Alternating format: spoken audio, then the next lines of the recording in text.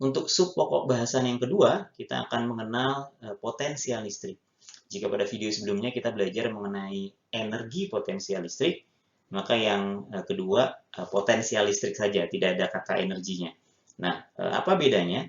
Jika tadi misalnya energi potensial listrik itu gambarannya adalah ketika misalnya sebuah muatan gitu ya, sebuah muatan Q berada di sebuah kawasan yang terdapat medan listriknya gitu ya.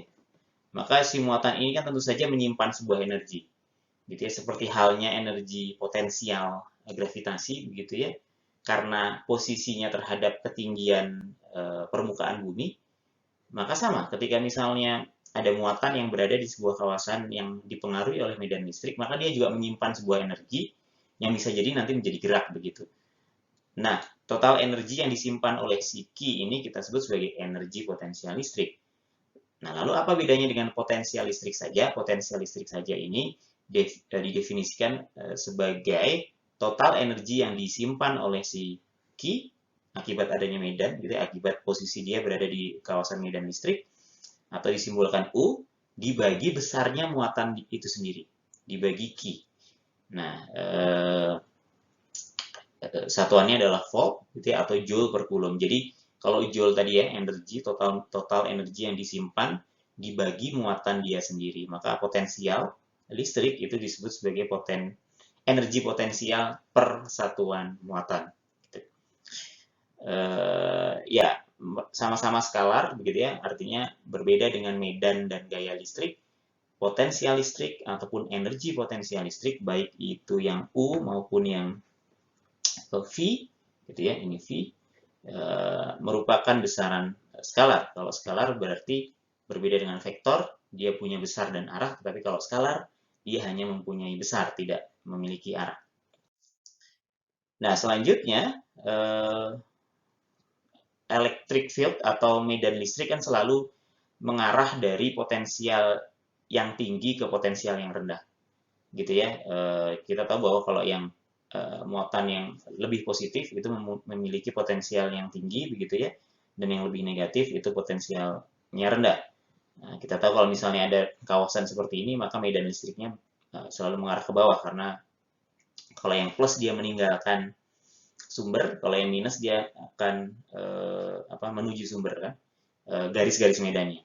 Maka electric field atau medan listrik mengarah dari potensial yang tinggi ke potensial rendah. Berbeda dengan analogi gaya gravitasi ya. Ketika misalnya kita punya bola begitu ya, bola itu selalu mengarah dari potensial yang tinggi ke potensial yang rendah. Kita tahu kalau potensial tinggi kan berarti punya ketinggian yang lebih tinggi. Karena rumusnya kan tadi ya, M dikali G dikali H gitu ya. Maka yang lebih atas itu mempunyai potensial yang lebih tinggi. Maka benda selalu bergerak dari daerah atau titik yang memiliki potensial tinggi ke potensial rendah, karena benda akan selalu turun ke bawah. Nah, di listrik ini ada sedikit berbeda, karena apa? Karena bendanya punya muatan yang ada dua jenis muatannya, ada yang positif, ada yang negatif.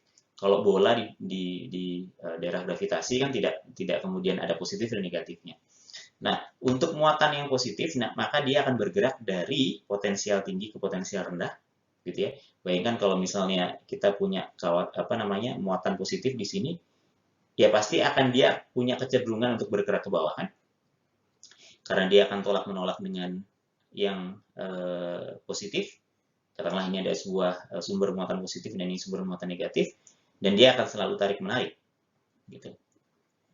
Nah, maka kemudian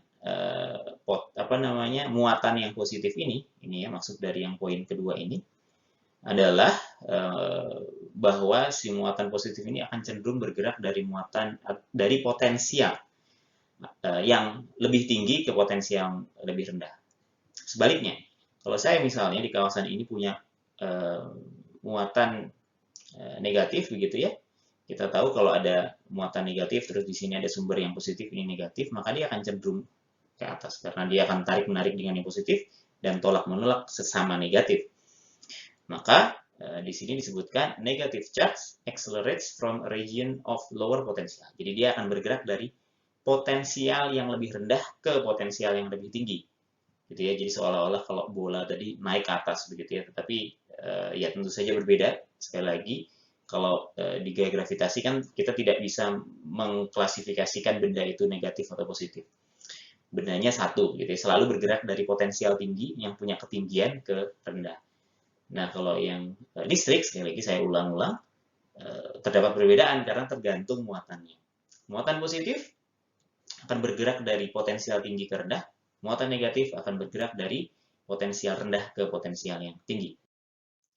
Selanjutnya, example 2 merupakan contoh soal yang merupakan penguatan saja tentang apa yang kita sudah bahas sebelumnya. Kita akan coba dibahas di video selanjutnya. Terima kasih.